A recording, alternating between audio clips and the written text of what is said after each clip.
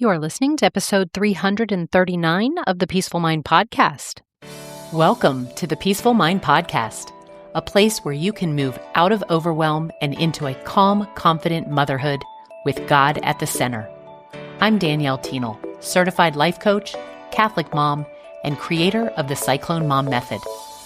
I help you create emotional steadiness and peace of mind from the inside out, so you can experience more balance and more joy in your busy mom life. In the name of the Father, and of the Son, and of the Holy Spirit, let's get started. Hello, beautiful mamas. Welcome back. If there is a dream that you keep circling, maybe it's a little business, maybe it's going back to school, maybe it's writing something, creating something, or finally making the thing that you do on the side kind of feel more official. If you think about it all the time, maybe while you're folding laundry, in car line, every time you get close to actually starting it, there's this little voice in your head that comes up and it says, I don't really know where to begin. I don't know if now is the time. I don't know if I could make it work. And then if you can think through when this happens, does it kind of come up again like 6 months later, this little tugging, this reminder, and then you notice, oh, I still haven't done something about it, or you're still in the exact same place? Well, if that's you, then I'm so glad you're here, because this episode is going to tell you about the real reason that keeps happening. And I'll tell you right away, it's not your schedule, it's not your kids, and it's not that you don't have what it takes. So, welcome. I'm Danielle Tienel, certified life coach and Catholic mom, and I want to welcome you again to the Peaceful Mind Podcast. But today I'm going to be kind of like pulling back the curtain on a coaching session that I had recently had with one of my private clients.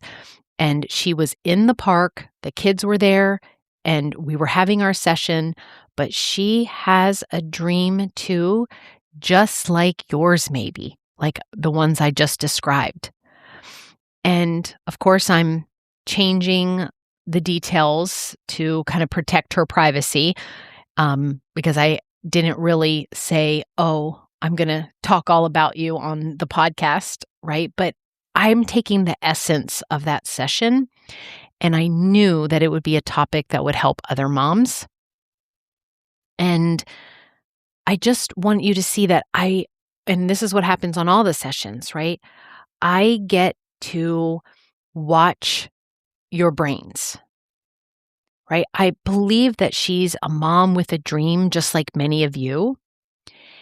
And what happened on our call is something that I wish every mom could kind of watch, right? This is me catching her brain in like real time, doing the exact things that keep all of us from succeeding. And by the end of this episode, you'll know what I'm calling the 4 sneaky ways you get in your own way and what to do about each one. And I'll be honest with you, I'm going to tell you a little bit, I'm going to inject a story of my own where I totally got in my own way. And because it's not just something I see in clients, I work through this all the time myself as well. So I live every bit of what I help you overcome.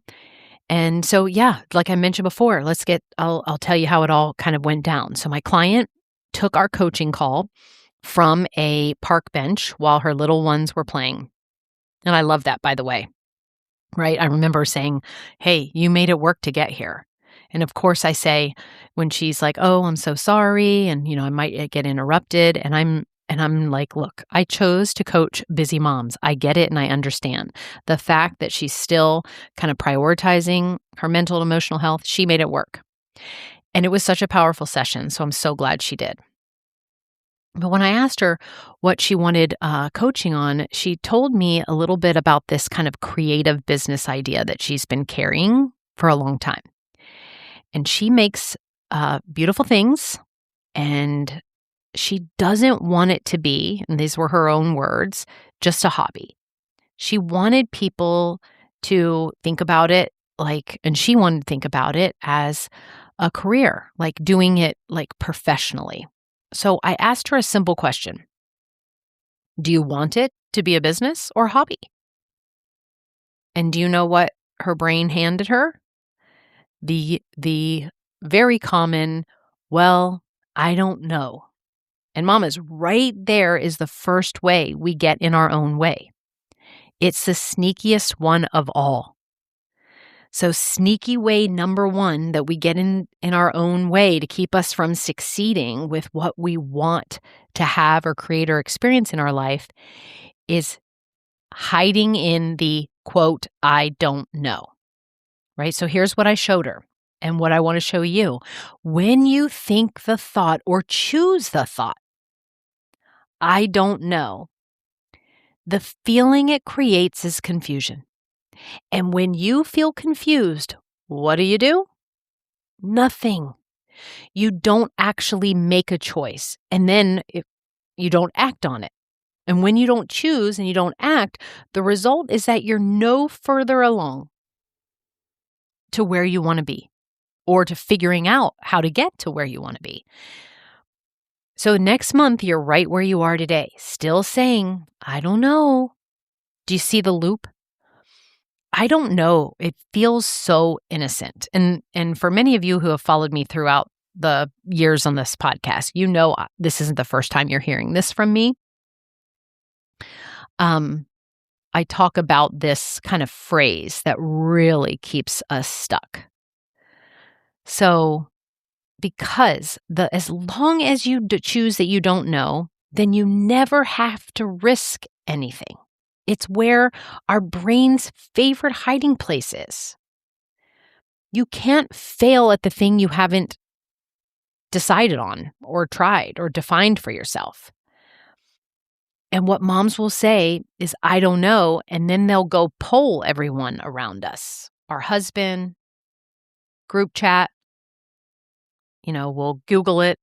We'll go to chat, ask it, hoping that somebody else will decide for us. But their opinions, they add to the noise because this was never like a knowledge problem. It's a deciding problem. And here's the one line from the session that we had that I want you to write down. And that is, other people will never be able to see it as your business until you've decided it's your business.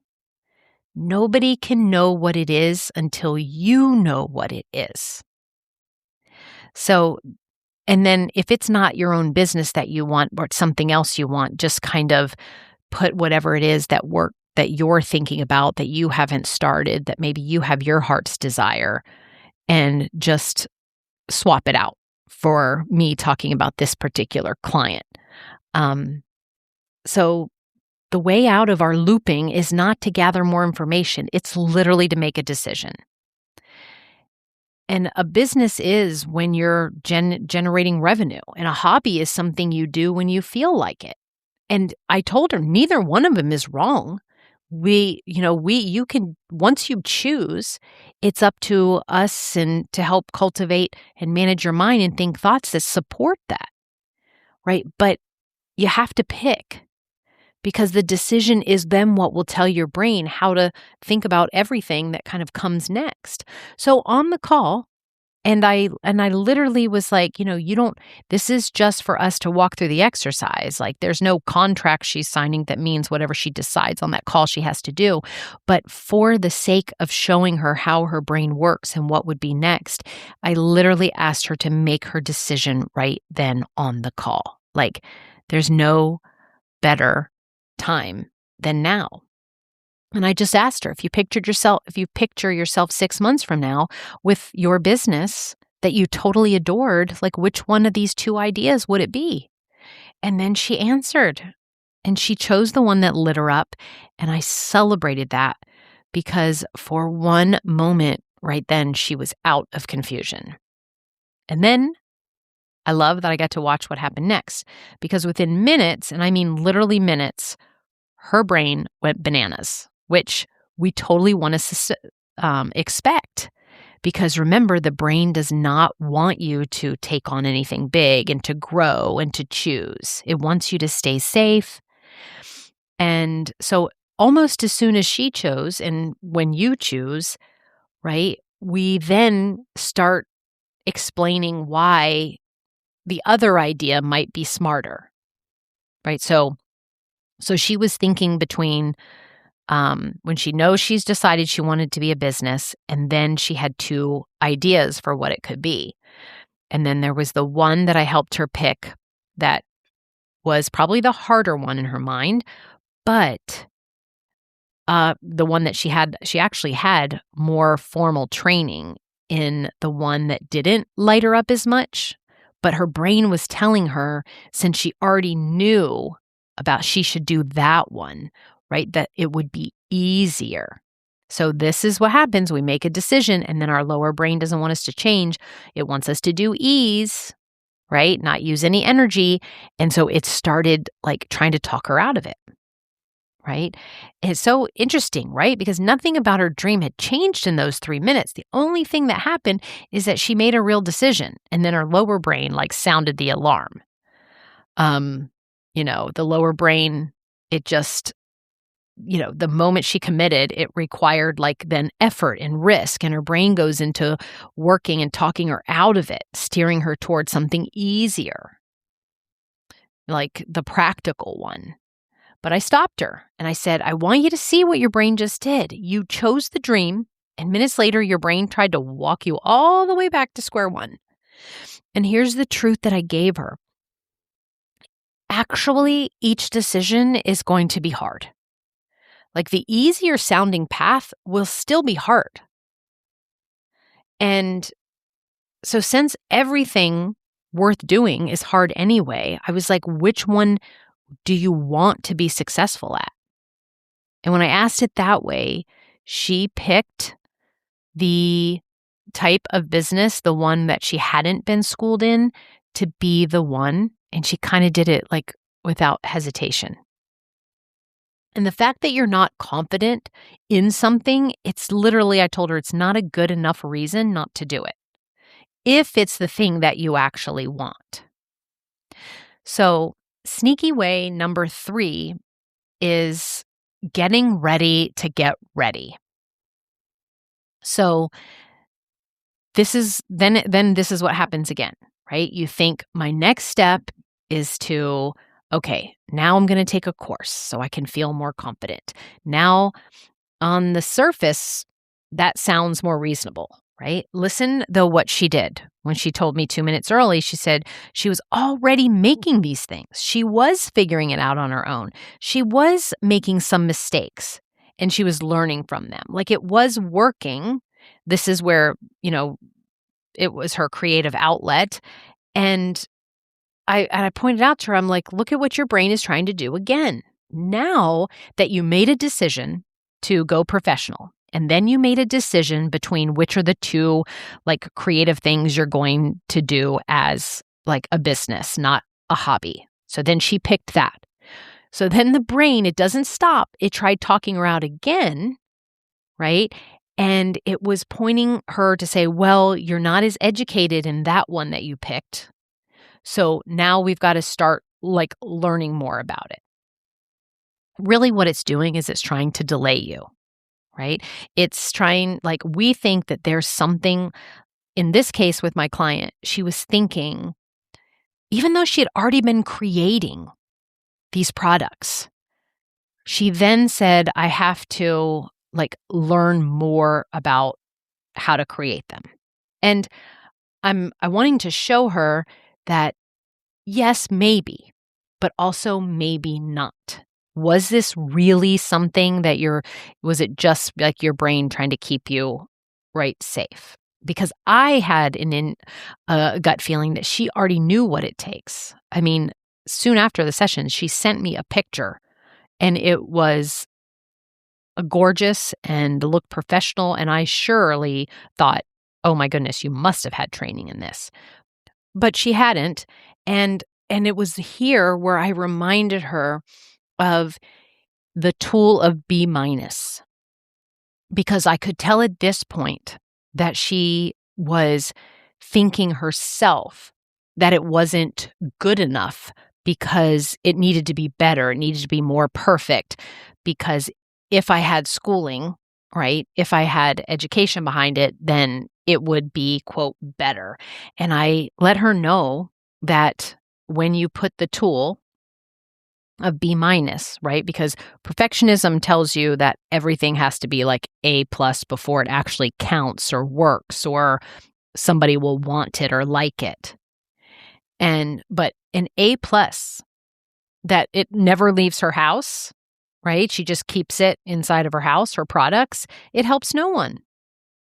And so I told her, even if you think it's not perfect yet, if you would give it a B minus and that would work, then that you could then like launch it out into the world and it will beat perfect work that only exists in your head or in your own home every single time. So perfect and hidden is how you would stall out going after the success or whatever it is, dream or project, again, side business, writing a book, whatever's in your heart, going back to school. If you think you have to be perfect before you make any actions toward it, then this is where you will stall out towards your success, right? And I know you all want to feel more confident in whatever you want to do, which in this case, this is why she thought if I, just took another course on it, I'd be more confident. But confidence doesn't come before you start. It comes after you take the action and watched yourself do the thing. And if you're waiting to feel ready for whatever's on your heart or, to start or to change in your life, you kind of have the order a little backwards. So we've gone through 3 sneaky ways now that come up for us. So sneaky way number 1 is that we hide in thinking that we don't know which one to pick. We don't know how to start. We don't know if it'll work out. Like that's the sneaky number 1 way that keeps us from succeeding. The sneaky way number 2 is that we will swerve towards the easier, that we will then choose and take the route of ease. And sneaky way number 3 is that we will think we need to get ready, right? So we will, in order to stop, we won't take action on something because we think we aren't prepared enough or we're not ready enough. And so then that leads us to sneaky way number 4 that keeps us from succeeding, and that's avoiding a feeling. And this is now we get to go to the deepest one. So when my client and I mapped out her real next step, her brain then swerved again and gave her a very true objection. And that step would require her, like if she was going to do this, she would then have to talk to people she didn't know.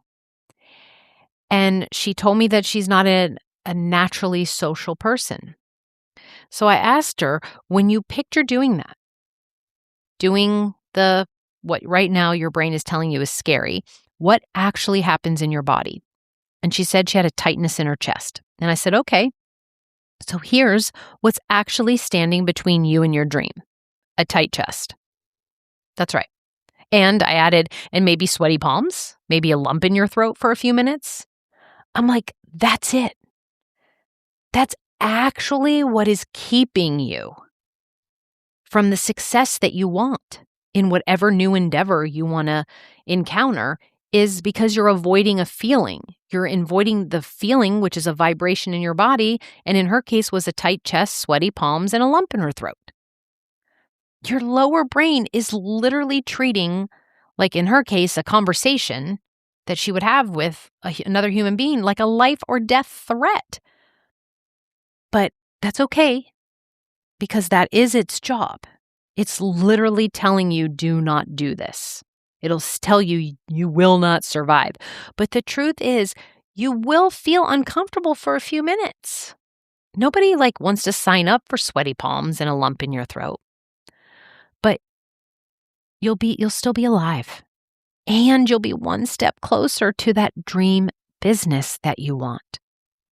So the real question I asked her is the question that I want you to ask yourself. Are you willing to feel a tight chest here and there in exchange for your dream, the calling you have, the thing that would light you up and bless you and other people? Because that's the actual price. That is what's keeping you stuck and away from succeeding. That's how you are letting yourself just be in your own way, is because you don't want to feel a feeling. The price of your dream is feeling negative emotions. And Mama, I know you have already proven that you can pay that kind of price, because many of us carried and birthed or adopted our children. And when we did that, we signed up for hard on purpose, right? We were signing up for morning sickness, sleepless nights, the unknowns of all of it. But we all chose it anyway. Why? Because we wanted what was on the other side. And starting your thing, I'm doing quote marks in my hands as I say that, your thing, whatever your thing, whatever, I remember the really calling in my heart to write a book. And that was the same thing. I had to make decisions and I had to go through negative emotions. But it never, it just, whatever is in your heart, it's going to still be there. So there is this little kind of gestation season where you're building and starting and failing and making mistakes and trying things and nothing kind of comes of it yet. And then just like our kids, there'll be this learn to walk kind of season where you'll wobble and fall, and then someone will say no to you, and then we'll have to feel the feeling of rejection. That's when a toddler falls down when they're learning to walk. We don't make that, we don't reject them because of that. So it's not a rejection to yourself. It's just, again, I'm showing you a negative feeling. So I just want you to reframe. So if you are somebody out there who literally has a dream in your heart, a desire to do something different, just feel like you're called for something else. And again, the example I gave on this episode was my client who was wanting to take something that has been kind of like a hobby and turn it into a professional kind of side business. I want you to see that we're literally just we're getting in our own way from success. And I gave you those 4 ways that are pretty sneaky that holds us back. But I want to give you the reframe that I think ties all 4 of these sneaky ways together. And that is that your brain keeps steering you away from your dream because the dream is hard. And your brain is right. It is hard. But here's what your brain is leaving out. It's also hard to carry a desire in your heart year after year and never live it out. It's hard to feel like you're made for more and you keep circling the parking lot. You don't get to choose between hard and easy. You only get to choose which hard you're going to do. And for those of us who share in the faith, I'll add this. I believe that the desires of your heart are no accidents. Again, I just mentioned, when I had the desire to write a book, I think I carried it around for a decade with no idea how it was going to happen. I took that desire to God and I told him I believed he placed it and asked for his help. And in his timing, that's actually where my book, The Cyclone Mom Method, and even the name for it, how it revealed itself. and he put the right people in my path. And I also watched my brain try to keep me from succeeding and fighting it the whole way. Right? It, even with my own whole, even business, it tried to talk me out of it. Oh, the tech you'll have to learn, or you shouldn't put yourself out there. Right? I remember I built my website. It was at 2 a.m. I just wanted to pull my whole hair out, which is a lot of hair. I have very thick hair. And even when I named myself a Catholic life coach publicly, like there are people who mocked it. And all of that was hard. And all of it grew me and challenged me. And I kept my eyes on what I knew it was, that there would be a lot of people I would help because of it too. And every bit of it has been worth it. It's been hard. On the other side of it has been a purpose and service work. So this brings me to the most loving kind of kick in the pants I can give you today. Somewhere out there are people waiting to benefit from whatever it is that you want to do, or you want to create, or you want to put out there, or you want to experience, because you will be a different version of who you are, and waiting for what only you can offer.